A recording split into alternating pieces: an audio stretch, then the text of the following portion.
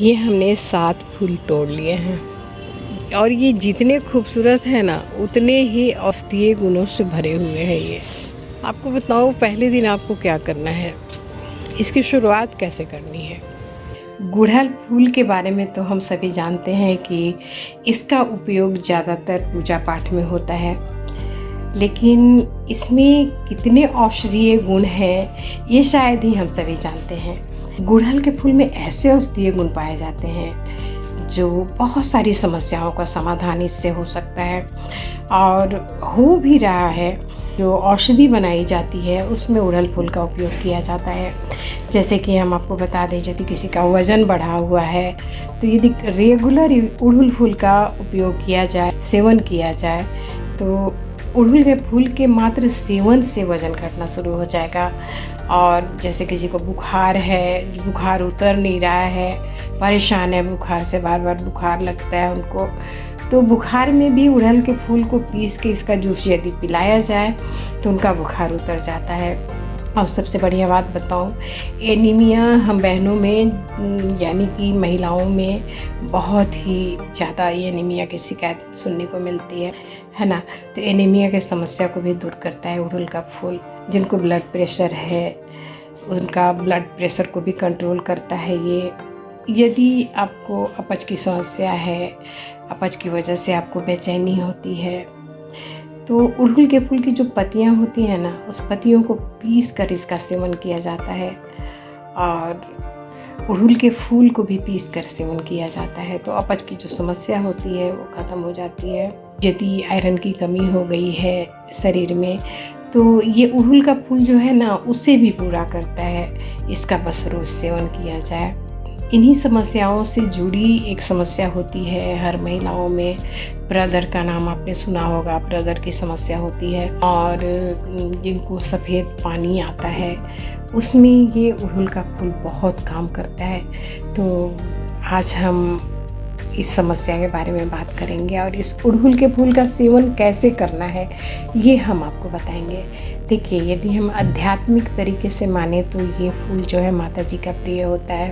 तो यदि इस फूल का उपयोग हम जिन्हें प्रदर की समस्या है, जिन्हें सफ़ेद पानी आता है, खैर जिन्हें आता है वही समझ सकती हैं इस समस्या की तकलीफ़, उन्हें कितनी तकलीफ़ होती होगी। देखिए, मासिक धर्म जब आता है, महीने में एक बार आता है, तो 4-5 दिन में ही कोई भी परेशान हो जाता है। 4-5 दिन झेलना मुश्किल हो जाता है। और ये तो जो ब्रदर है वो तो रोज़ का है, मतलब हर समय इनके साथ ऐसा होता है, तो उनको कितनी परेशानी होती होगी, उनको कितनी तकलीफ़ होती होगी, ये भगवान ही जानता है। जो इसका इलाज है ना, अचूक है। ये आप एक बार सेवन करके ज़रूर देखिएगा। 7 दिनों तक इसका सेवन करना है। इसमें यदि आपको फ़ायदा हुआ तो आप उसको 7 दिन के बाद फिर से आप उसको कंटिन्यू कर लीजिए। वैसे गुड़हल के फूल आपको हमने बताया कि बहुत सारी समस्याओं को समाधान करता है। यदि ये फ़ायदा नहीं भी कर रहा है उसमें ना, तो ये आपको नुकसान भी नहीं करेगा, इसलिए इसको आप ज़रूर अपनाइएगा, ज़रूर करके देखिएगा। माता रानी की कृपा हो कि आपकी समस्या दूर हो जाए, उससे हमें बहुत खुशी होगी। तो चलिए, इसका सेवन कैसे करना है इसके बारे में हम जानते हैं। गुड़हल के फूल को गुड़हल का फूल भी बोला जाता है। कभी कोई आपसे बोलो गुड़हल का फूल तो समझ जाइएगा ये गुड़हल के फूल के बारे में बात कर रहे हैं। अधिकांश हमने देखा है गुड़हल के फूल का इस्तेमाल पूजा पाठ आदि कामों के लिए किया जाता है। क्या आपको पता है कि इसका सेवन भी किया जाता है और इससे रोगों का इलाज भी होता है। तो गुड़हल के फूल के फ़ायदे बहुत हैं। आयुर्वेद में गुड़हल के फूल को एक बहुत ही उत्तम औषधीय बताया गया है। आपको हम बता दें कि जिनको बालों की समस्या होती है, जिनके बाल झड़ रहे हैं, जिनको गंजेपन की शिकायत है और जिनके बाल पतले हो गए हैं, 2 मुँहे हो गए हैं, जिनके बाल सफ़ेद हो रहे हैं, इसमें भी गुड़हल का फूल जो है ना बहुत ही फ़ायदा करता है। ये औषधीय गुणों से भरपूर तो है ही, तो थोड़ा सा आध्यात्मिक रूप से हम इस फूल का सेवन की शुरुआत करें ताकि भगवान की कृपा बनी रहे। वैसे तो ऊपर वाले की कृपा हमारे ऊपर है ही, तभी हम ये जो उपाय है आपसे शेयर कर पा रहे हैं। तो पहला दिन आपको ये गुड़हल का फूल, इसको आप सील पर पीसिएगा। जैसा कि सील हर जगह अवेलेबल नहीं होता, कहीं कहीं तो हम इस तरह के खलबट्टे का इस्तेमाल कर सकते हैं। यदि आपके यहाँ हो, ये पत्थर का भी होता है, और जैसे कि ये है इस तरह का, तो इसको क्या करना है कि हम पहले दिन जो फूल का सेवन करेंगे उसके लिए हम बना रहे हैं।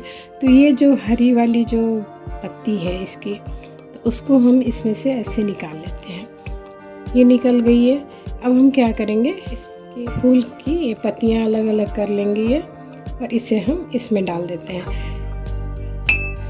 और इसे ऐसे ऐसे करेंगे तो ये टूटता जाएगा। कोशिश करेंगे कि ये थोड़ा इतना महीन कूटा जाए कि इसे हम निगल पाएँ, है ना, इसे निगला जा सके। तो हम इसमें इस तरह से कूटेंगे, इस तरह से।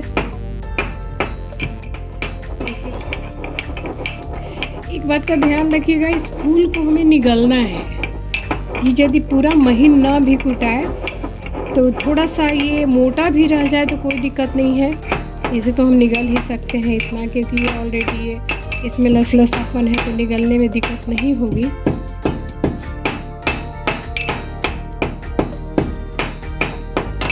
तो देखिए हमने इस तरह से कूटा है इसको। और हाँ, कूटने से पहले खलबट्टे को अच्छी तरह से साफ़ कर लीजिएगा, क्योंकि हमें इसी औषधि का सेवन करना है ना। तो हमने 1 गिलास पानी इसमें डाल दी, और इसे अच्छी तरह से फिर से हमने इसे घोल लिया।